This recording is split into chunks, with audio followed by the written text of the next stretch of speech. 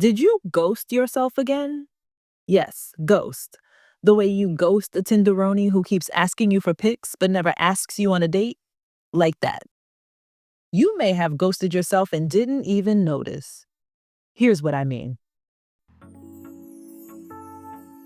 Welcome to Recentered, the podcast, the audio sanctuary for Black women who are ready to design lives that feel as good on the inside as they look on paper. I'm your host, Naya. If you're ready to trade ambition without alignment for a life of meaning, balance, and personal power on terms you're obsessed with without giving up what you've worked for, this is for you. Let's recenter. When you get ghosted, that person stops showing up in your life. Poof, gone, vanished, unreachable, unresponsive.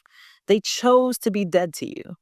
They're alive and kicking and available to everyone else, but you can't get them to show up for you. Can't get a text back, call straight to voicemail, got you wondering if you're blocked. And if you know this person beyond a couple of messages after swiping right, like if you were friends or family or had any kind of love, this can be devastating. Not just because you never wanted this, but because you never thought it could happen. No part of you is braced for this. And as much as they're trying to be dead to you, to keep up the ghosting, you may have had a few paranormal experiences. They show up on your timeline because the algorithm doesn't yet know your relationship has crossed over to the other side of purgatory. They may still show up at a mutuals event, and you have to reckon with watching them still try to be a good, decent human being to other people. They keep making an effort in the world, smiling and hugging and having the nerve to present like they're keeping it together and living a good life and maybe even happy. And you can't even get a check in, a hey, a text back. Sound familiar? No, I'm not talking about that one ex. Alive and kicking and available to everyone else, but not showing up for you, showing up for your loved ones, being as good to them as you possibly can, but not giving yourself what you need, smiling and hugging and presenting like you're keeping it together and living your best life when you know you need more than this, but have surrendered to this is just how things are going to have to be. You may have ghosted yourself. This is not judgment, and I am not reprimanding you. This is me offering you language to describe how you could be feeling. This is me offering you a hand to help you get up off that curb and stand up for yourself. This is me offering you a hug. It's going to be a bear hug so that I can hold you up while you get used to standing again. And hopefully, by the end of this episode, you'll start replying to your own text again.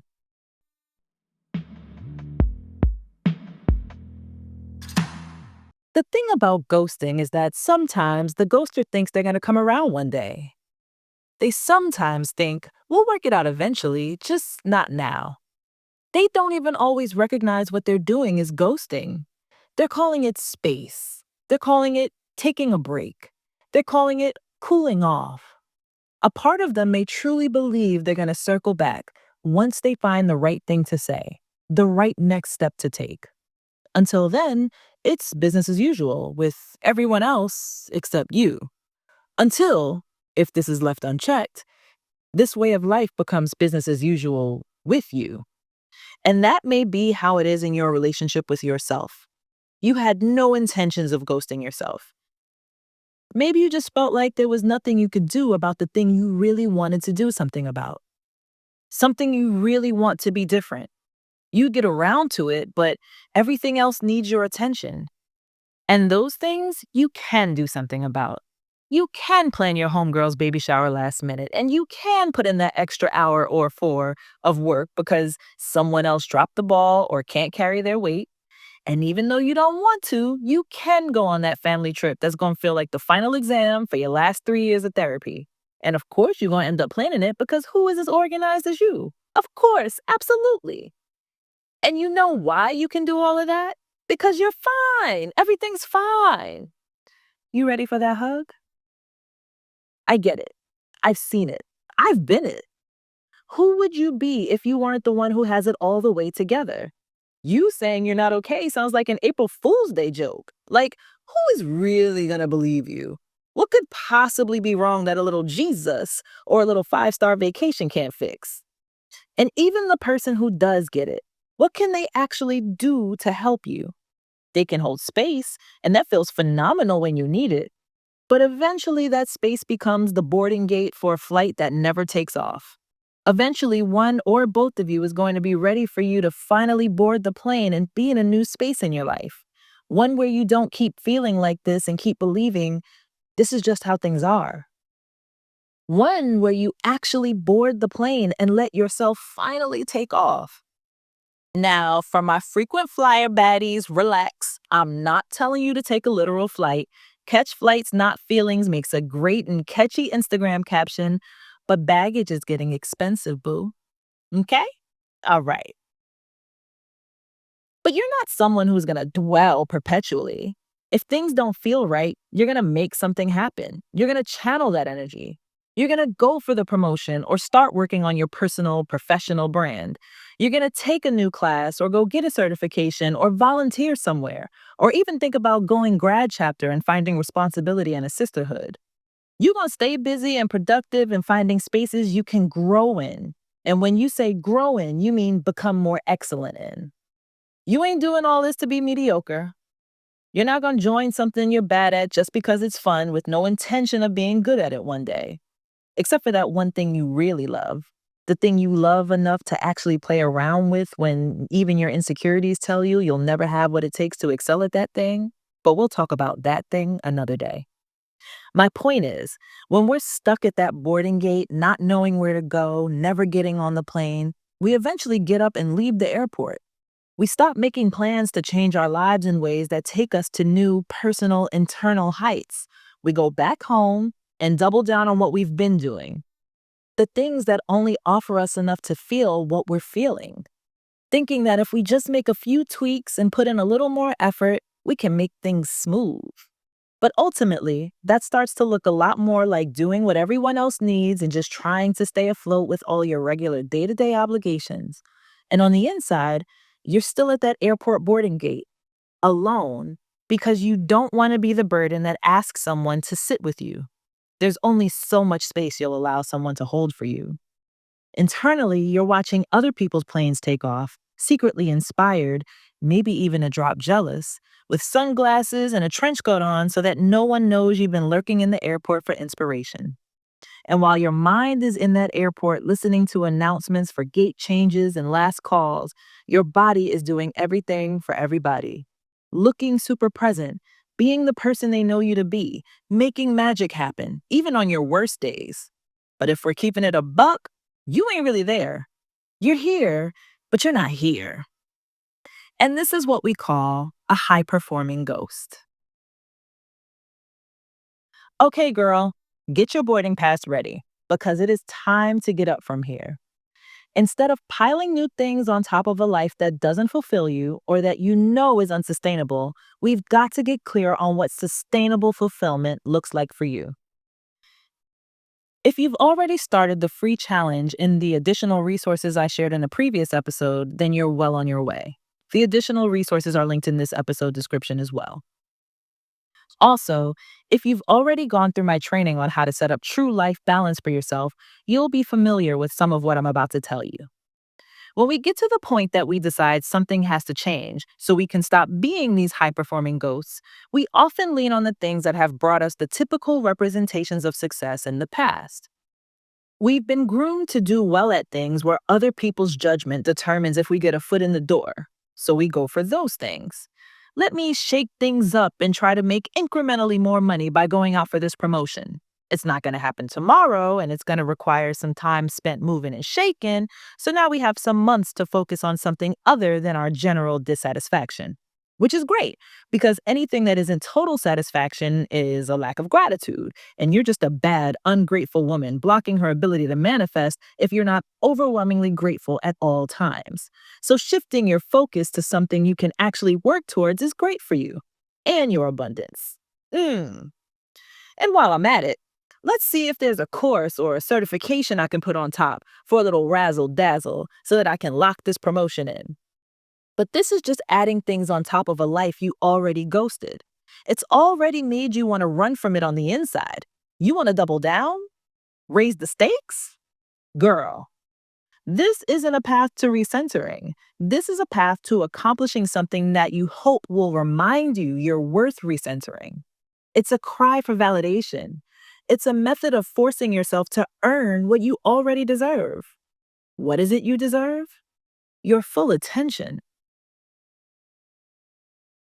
We all know the expression, you can't pour from an empty cup. But what fills your cup? We talk about multiple streams of income, but we don't talk about multiple streams of cup filling. Who says your cup has to only be filled by the tea in one teapot? It doesn't. Go for the balanced blend. In the last episode, I mentioned these categories of our lives I call pillars. There are 8 pillars, which each center a different area of wellness. These 8 areas of wellness cover everything in a person's life. Now, in the life design framework I built called Plaid, there are smaller sections that live within these pillars called life areas and divisions. These help you keep a close eye on every single part of your life without ever getting overwhelmed by all of your life goals and areas of focus. For now, I'll only walk you through the pillars, which are the same in everyone's life, and we can talk about the rest another time. The 8 pillars are physical wellness, which has to do with your body, environmental wellness, which has to do with the spaces you're exposed to and where you spend your time, mental wellness, which is all about the things related to your mind space and mental health, emotional wellness, which is all about how you nurture and listen to your internal feelings, your spiritual wellness, which has to do with your non mental and non emotional feelings, like your intuition, and has to do with your religious or spiritual beliefs and practices, your social wellness, which has to do with the culture of your relationships, your financial wellness, which has to do with your relationship with money and how you allow money to serve your life, and your occupational wellness, which is all things to do with all of your vocational, recreational, and career related activities. Now, as I mentioned a few moments ago, when we finally decide we want to make changes in our lives, we lean on those things that other people have power over. Career opportunities we have to fight for, romantic relationships with people who may not be looking for the same thing as us, etc. Things where other people's judgment has major influence over us getting what we want. But if you look over those 8 pillars, there are more areas where we control and determine the outcome.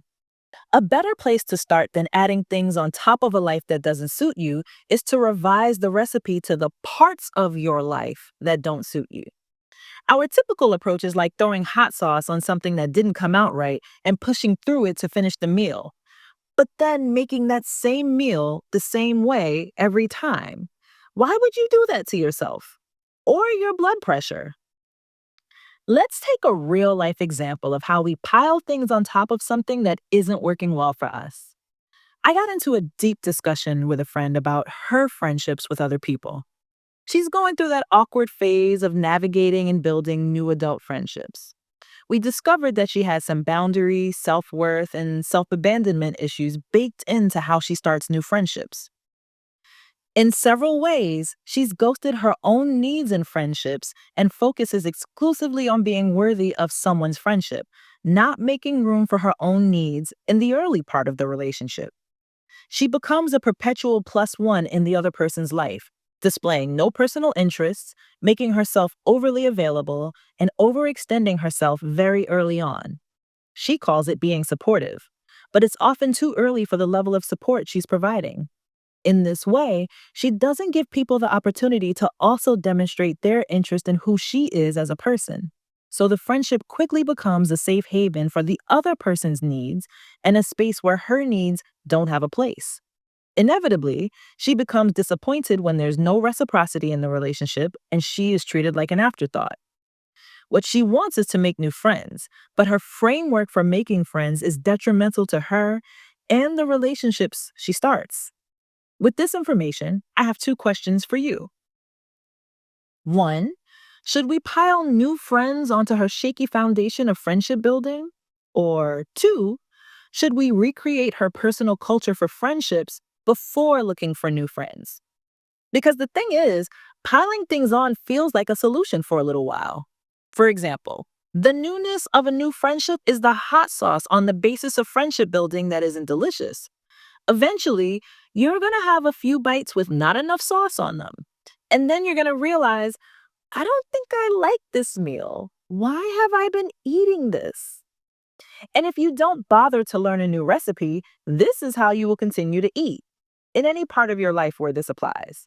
And when you get fed up, you'll go looking for other sauces to throw on top and distract you from how much you don't like what you're eating. The only solution is to change how you make the meal. Ready, chef? This recipe calls for radical honesty. You've got to get extremely honest and straightforward about what you want, what you really desire, underneath what you've been conditioned or programmed to want or expected to accept. This is the hardest part. It's a simple thing to do, but the honest truth that you're avoiding is probably rooted in shame and then fear of judgment. Let me give you a quick example. One of my clients had a hard time admitting she didn't want to work. Truthfully, none of us really want to work the way society has us laboring. The socially accepted work setups we have are pretty trash. The 40-hour work week is a joke, and other countries have even proven our work life model to be an inefficient waste of our lives. But let me not go on a tangent. Anyway, she had a hard time admitting she didn't want to work. What we hear when someone says they don't want to work is they're a lazy bum. They think they're too good to work like the rest of us. They're gonna mooch off someone else's money, blah, blah, blah. So it's not safe to say out loud, I don't wanna work. But truly, that's the first step to recognizing what it is you don't like about the way you work. It's the first step to recognizing the depth of the imbalance you feel between what you give to an employer and what that employer gives to you in return. It's also a first step in recognizing something as transactional as employment isn't a suitable center of your world. Admitting you don't want to work doesn't mean you're taking the first step to becoming a scrub. It means you're finally getting in touch with what you want and don't want. So, step one is radical honesty, which sets you up for success with step two, which is identifying the ghostable imbalance. By that, I mean figuring out which imbalance in your life you've been struggling to confront that got you ghosting yourself in the first place. Could it be that you're burnt out from overdoing it by working a ridiculous amount of hours and burnt out from underdoing it by not having hobbies that bring you joy, peace, and real fun? When I say hobbies, I'm not talking about the things you do to turn your mind off from having to think too much all day. That's not what I'm talking about. I'm talking about things you intentionally turn your mind on for and put your mind and energy towards just for the sake of having fun and enjoying the activity, not for the sake of being productive or making money. Because burnout isn't just about giving too much, but it's also about not pouring enough back in. So you can cut back on work to avoid burnout, but if you're not pouring back into that same part of yourself, you're just gonna burn out slower. What you spend of yourself needs to be replenished. This is one of the things hobbies do for you. So, where's the imbalance that made you start to check out? Where do you feel things in your life differ most from how you'd like them to be? If any part of you feels tense, anxious, stressed, or if your stomach drops a little bit at the thought of one particular thing, you may have found your answer. That may be the place to start. And if all you can think of is, I'm just tired, maybe ask yourself this again after a nice afternoon nap. I'm so serious. If you're able to offer yourself a non judgmental space to explore these thoughts, you may find some fascinating answers. Some of these answers are going to be so simple that you can't believe that's all there is to it. Some of them are going to be a bit more complex, and you may not feel great about those answers. Don't judge. Don't banish any thoughts. Just let what wants to come up explain itself to you. Getting that insight on the parts of your life that launched your disappearing act is going to help you with step three, the final step we're going to get into in this episode. Step three is noticing how the places you aren't disappearing from are pouring into you, even if only a little bit. So maybe you never take yourself to the doctor when something seems off, but you're sitting in the waiting room when someone else needs medical attention. Why is it so important to you to be there for them, but to not be there for you? Or maybe it's not such a direct comparison. Maybe you make time to be at everyone's events and support everyone's projects, but then you believe you don't have time to do things for yourself. What makes all of those events a bigger priority or more desirable than doing things for your own personal satisfaction? You'll probably come up with totally different things than the examples I gave you. What's important is that during this step, you look at the ways you're available for everything or anything other than yourself. Then ask yourself why it's easier or more reasonable to give your attention, energy, and effort in those directions rather than using your personal resources to pour into the parts of your life that differ most from how you'd like them to be. There are other ways I help you go much deeper in figuring out how and why some of your current obligations have a hold on you internally, especially your job or career. In Recentered, the on demand personal retreat that this podcast was named after, we untangle some major emotional and identity knots. We look at how the success you've created keeps you tied up and trapped in a life that doesn't feel like yours. Then we go through a step by step process for redrawing the lines. By the end of the 2 hour retreat, you'll have new marching orders for how you'll shift your life into the version of life you want to live in. If you're ready for that, the link is in the description. Whether you take that step now or later, spend the next few days thinking about the 3 steps we just went through. Step 1, radical honesty. Step 2, identifying the ghostable imbalance. And step 3, noticing where you're not disappearing and how those spaces pour into you, even if only in small ways.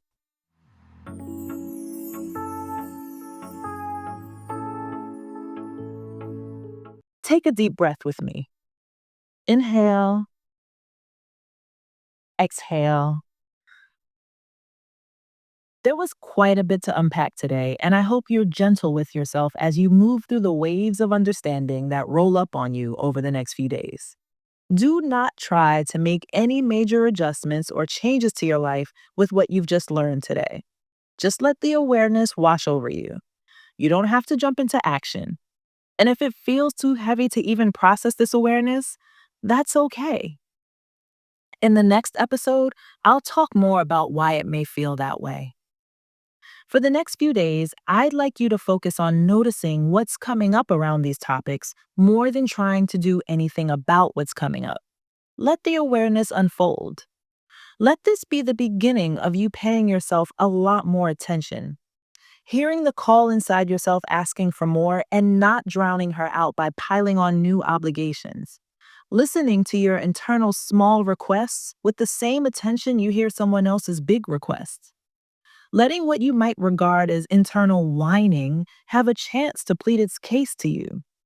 All of these parts of you have something valid to express to you, and they're trying to get your attention so that something stops getting neglected, so that some part of you stops getting neglected.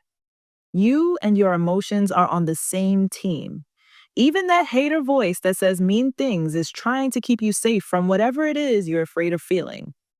All that's going on inside of you is information that reveals to you what you believe, what you think is right, and what you think is wrong. There's a lot to learn in there. You deserve your full attention, all parts of you. Let your inner world be the center of your outer world sometimes. You deserve it. Thanks for listening to this episode of Recentered. Again, I'm your host, Naya, and it's been an honor to hold space with you today. For more recentering resources, check out the links I've left for you, wherever links typically hang out on this platform.